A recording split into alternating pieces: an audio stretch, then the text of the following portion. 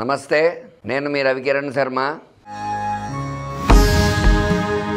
ఈరోజు శుక్రవారము 5వ తేదీ. పంచాంగము రాశి ఫలాలు ఎలా ఉండబోతున్నాయో తెలుసుకుంటున్నాము. శుక్రవారం అవడం వల్ల అమ్మవారి అనుగ్రహం అందరికీ కలగాలని అమ్మవారి యొక్క ధ్యాన శ్లోకంతో ప్రారంభం చేస్తున్నాం.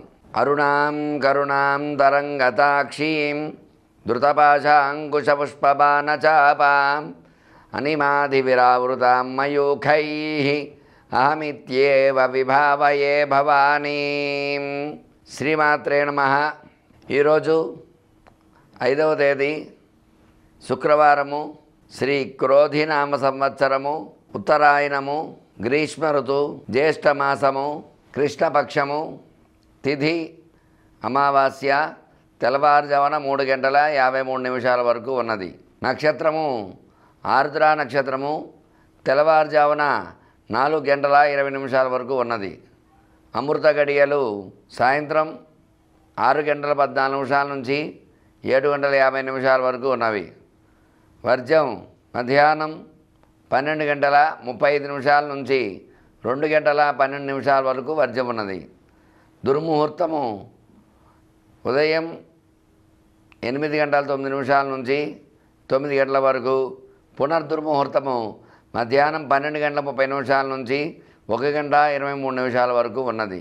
రాహుకాలము ఉదయం 10:30 నుంచి 12 గంటల వరకు రాహుకాలం ఉన్నది.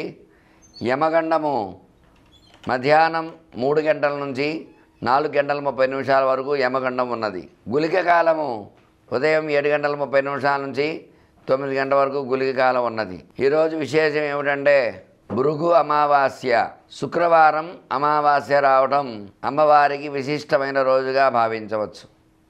ఎందువల్ల అంటే పౌర్ణమి అమావాస్య అమ్మవారికి చాలా విశేషత కలిగిన రోజులు. అందువల్ల ఇటువంటి అమావాస్య రోజున అమ్మవారికి కుంకుమార్చన చేసుకోవటము, నిమ్మమాల సమర్పించడము ఇత్యాది చేయటం ద్వారా అమ్మవారి అనుగ్రహం ఖచ్చితంగా కలుగుతుంది. అలాగే ఈ రోజున ద్వాదశ రాశుల వారికి ఏ రకంగా ఉండబోతున్నాయి అనే విషయాన్ని చెప్పడం జరుగుతోంది. ముందుగా మేషరాశి.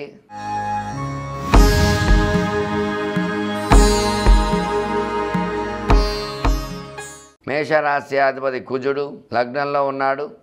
అలాగే ద్వితీయ స్థానంలో వృషభంలో గురు చంద్ర కలయిక చాలా విశేషము. తృతీయంలో రవి శుక్రులు కలయిక అనుకూలంగా ఉంటుంది.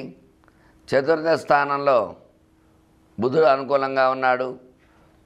షష్ఠ స్థానంలో కుజుడు, ఏకాదశంలో శని, వ్యయస్థానంలో కేతువు సంచారం చేస్తున్నారు ఈ రోజున.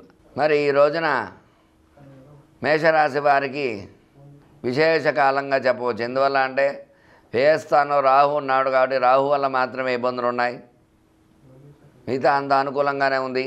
శుక్రవారం అవడం వల్ల శుక్రవారంతో ప్రారంభమవుతుంది కాబట్టి ఈ మేషరాశి వారందరూ కూడా విశేషంగా ఈ రోజున ఖడ్గమాల పారాయణ చేయడం ద్వారా, అల్లం నివేదన పెట్టి ప్రసాదంగా తీసుకోవడం ద్వారా ఆ యొక్క అమ్మవారి అనుగ్రహం కలిగి సకల శుభాలు చేకూరుతూ ఉంటాయి. తదుపరి వృషభ రాశి.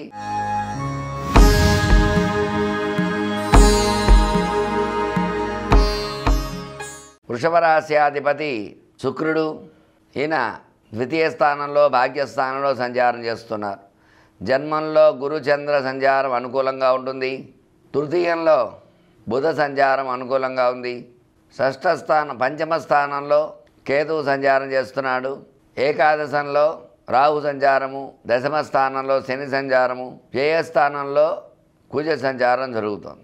అయితే వ్యయంలో కుజుడు ఉన్నాడు కాబట్టి వృషభ రాశ్యాధిపతి శుక్రుడు కాబట్టి వీళ్ళు దేవీ సూక్తము వినడం ద్వారా అమ్మవారి అనుగ్రహం ఖచ్చితంగా కలుగుతుంది. అమ్మవారికి విశేషముగా లలితా సహస్రనామముతో కుంకుమార్చన చేసినట్లయితే అనుకూల యోగాలు వచ్చే అవకాశాలు ఉన్నాయి. తదుపరి మిథున రాశి.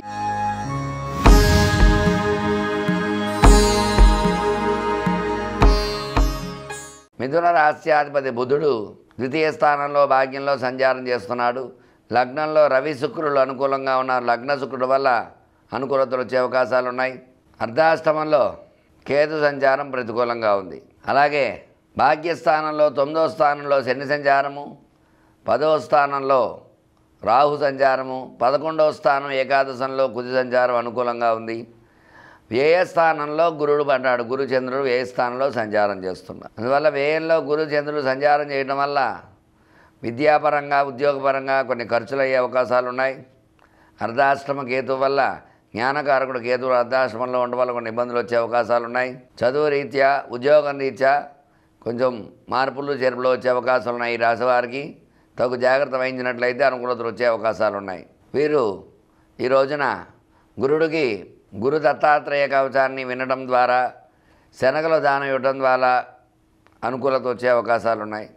అలాగే అర్ధాష్టమ కేతువు వల్ల ఓం కేతవే నమః అనే నామాన్ని జపిస్తూ కేతువుకి ఉలవల దానం ఇవ్వడం ద్వారా అనుకూలతలు వచ్చే అవకాశాలు ఉన్నాయి. తదుపరి కర్కాటక రాశి.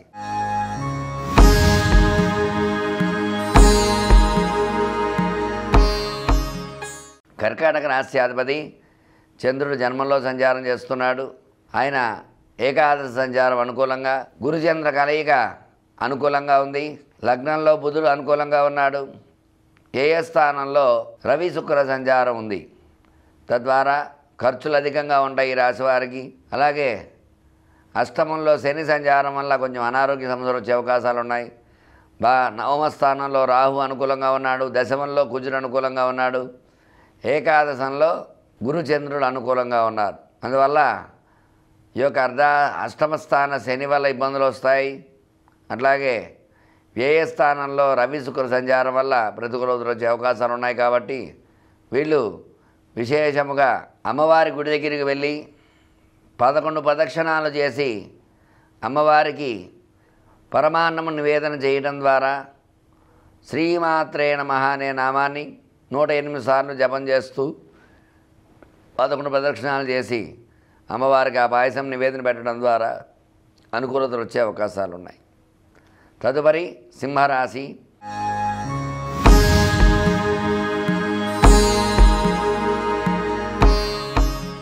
సింహరాశి అధిపతి రవి భాగ్యంలో కేతు సంచారము, సప్తమంలో శని సంచారము, అష్టమ రాహు వల్ల చికాకులు సమస్యలు వచ్చే అవకాశాలు ఉన్నాయి. నవమంలో కుజ సంచారము, దశమంలో గురుచంద్ర సంచారము, ఏకాదశంలో రవి శుక్ర సంచారము, వ్యయస్థానంలో బుధ సంచారం జరుగుతుంది. వ్యయస్థానంలో బుధుడు ఉండడం వల్ల ఆలోచన శక్తి తక్కువగా ఉంటుంది. వ్యాపారాధిపతి బుధుడు కొంచెం వ్యాపారం తక్కువగా ఉంటుంది. వ్యయం వల్ల వ్యాపార రీత్యా ఖర్చులు అధికంగా ఉంటూ ఉంటాయి. వీళ్ళు విశేషముగా గణపతికి చతురార్ణవ తర్పణ చేయించుకోవడం ద్వారా అనుకూలతలు వచ్చే అవకాశాలు ఉన్నాయి. గణపతి సూక్తం వినడం ద్వారా, గణపతి అర్చన చేయడం ద్వారా అనుకూలతలు వచ్చే అవకాశాలు ఉన్నాయి. అలాగే తదుపరి కన్యారాశి.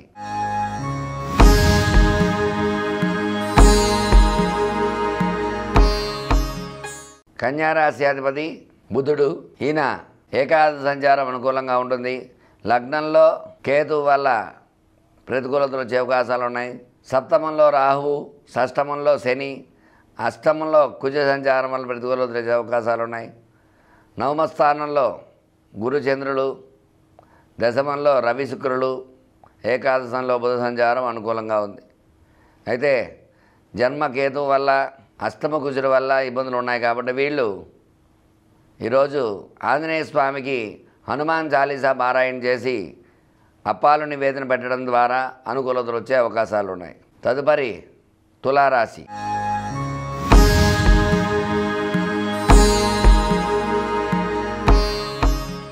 తులారాశి అధిపతి శుక్రుడు అనుకూలంగా ఉన్నాడు. అలాగే వ్యయస్థానంలో కేతు సంచారము, పంచమంలో శని సంచారము, షష్టమంలో రాహు సంచారము, సప్తమంలో కుజ సంచారము, అష్టమంలో గురుచంద్ర కలయిక వల్ల ఇబ్బందులు ఉన్నాయి. అష్టమ స్థానం చంద్రుడు ప్రతికూలత కలగజేస్తూ ఉంటాడు. మనశ్శాంతి తక్కువగా ఉంటుంది వీళ్ళకి ఈ రోజున. అష్టమ గురుడు వల్ల గురుబలం తక్కువగా ఉంటుంది. నవమంలో రవి శుక్రుడు భాగ్యంలో ఉన్నారు. దశమంలో బుధుడు అనుకూలంగా ఉన్నాడు. అయితే వీళ్ళు దత్త కవచాన్ని పారాయణ చేసి శనగలు నివేదన చేయడం ద్వారా అనుకూలతలు వచ్చే అవకాశాలు ఉన్నాయి. తదుపరి వృశ్చిక రాశి.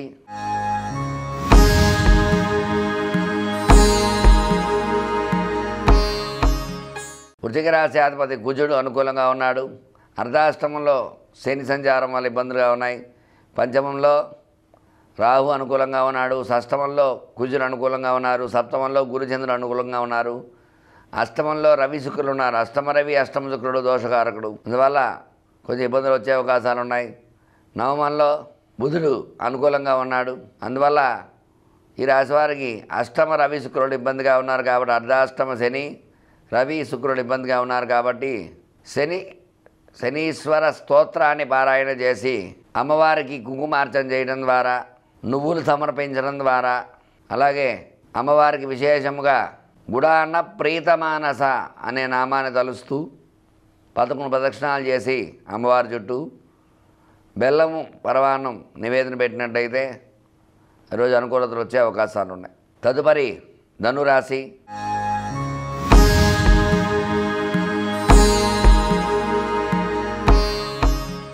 ధనురాశి అధిపతి గురుడు అనుకూలంగా ఉన్నాడు. అర్ధాష్టమ రాహు సంచారము, తృతీయంలో శని సంచారము, పంచమంలో కుజ, సప్తమంలో గురుచంద్ర సంచారము, షష్టమంలో గురుచంద్రుడు, సప్తమంలో రవి శుక్ర సంచారము, అష్టమ బుధుడు వల్ల ఇబ్బందులు వచ్చే అవకాశాలు ఉన్నాయి. అర్ధాష్టమ రాహువు అష్టమ బుధుడు వల్ల ఇబ్బందులు వచ్చే అవకాశాలు ఉన్నాయి కాబట్టి వీళ్ళు విశేషముగా ఇచ్ఛాశక్తి, జ్ఞానశక్తి, క్రియాశక్తి స్వరూపిణి అనేటువంటి నామాన్ని 108 సార్లు పారాయణ చేసి అమ్మవారికి విశేషముగా దధ్యాన్నాన్ని సమర్పించడం ద్వారా అనుకూలతలు వచ్చే అవకాశాలు ఉన్నాయి. తదుపరి మకర రాశి.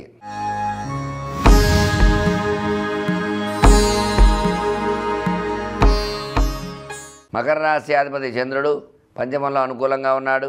అలాగే తృతీయంలో రాహు అనుకూలంగా ఉన్నాడు. ద్వితీయంలో భాగ్యంలో శని అనుకూలంగా ఉన్నాడు. చతుర్థంలో కుజుడు ప్రతికూలంగా ఉంటాడు. పంచమంలో గురుచంద్రుడు అనుకూలంగా ఉన్నారు. షష్టమంలో రవి శుక్రుడు అనుకూలంగా ఉన్నారు. సప్తమ బుధుడు అనుకూలంగా ఉన్నాడు. అయితే అర్ధాష్టమ కుజుడు వల్ల ఇబ్బందులు వచ్చే అవకాశాలు ఉన్నాయి వీళ్ళకి. ఈ యొక్క కుజుడికి విశేషంగా ఓం కుజాయ నమః అనే నామాన్ని తలుస్తూ 108 సార్లు జపం చేసి ఈ రోజున వీళ్ళు విశేషంగా సుబ్రహ్మణ్య కవచాన్ని పారాయణ చేసి సుబ్రహ్మణ్య స్వామికి నువ్వులతో బెల్లముతో చేసిన చిమ్మిలి నివేదన చేయడం ద్వారా అనుకూలతలు వచ్చే అవకాశాలు ఉన్నాయి. తదుపరి కుంభరాశి.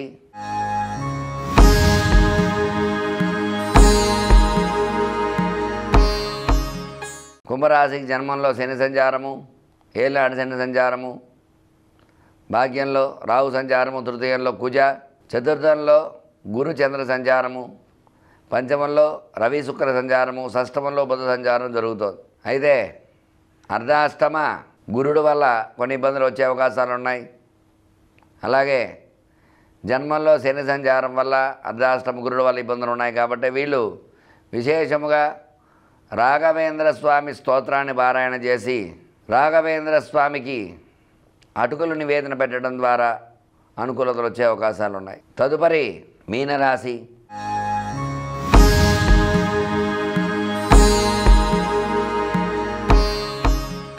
మీనరాశికి జన్మంలో కేతు జన్మంలో రాహు సంచారము, ద్వితీయంలో కుజ సంచారము, తృతీయంలో రవి, తృతీయంలో చంద్రగురు సంచారము, చతుర్థంలో రవి శుక్ర సంచారము, పంచమంలో బుధ సంచారము, అలాగే సప్తమంలో కేతు సంచారం జరుగుతోంది. వ్యయంలో శని సంచారము, అలాగే అర్ధాష్టమ రవి శుక్ర సంచారం వల్ల కొంచెం ప్రతికూలతలు వచ్చే అవకాశాలు ఉన్నాయి. వీళ్ళు వెంకటేశ్వర స్వామికి గోవిందనామాలు చెప్తూ 11 ప్రదక్షిణాలు చేసి వెంకటేశ్వర స్వామికి కట్టు పొంగలి నివేదన పెట్టడం ద్వారా వెంకటేశ్వర స్వామి అనుగ్రహంతో శని భగవానుడు అనుగ్రహం వస్తుంది. అలాగే విశేషముగా మిథునంలో రవి శుక్ర సంచారం అర్ధాష్టమంలో చేస్తున్నారు కాబట్టి అమ్మవారికి ఓం శ్రీమాత్రే నమః అనే నామాన్ని 18 సార్లు పారాయణ చేసి అమ్మవారికి విశేషముగా పులిహోర నివేదన పెట్టడం ద్వారా అనుకూలతలు వచ్చే అవకాశాలు ఉన్నాయి. చూశారు కదండి ఈరోజు పంచాంగము రాశి ఫలాలు. నేను చెప్పినట్టుగానే ఈ యొక్క దినఫలాలను చూసి పరిహారాలు చేసుకుని దైవానుగ్రహాన్ని పొందకోరుచున్నాను. నేను మీ రవికిరణ్ శర్మ, వేలూరి, జ్యోతిషరత్న అవార్డు గ్రహీత. నమస్కారం.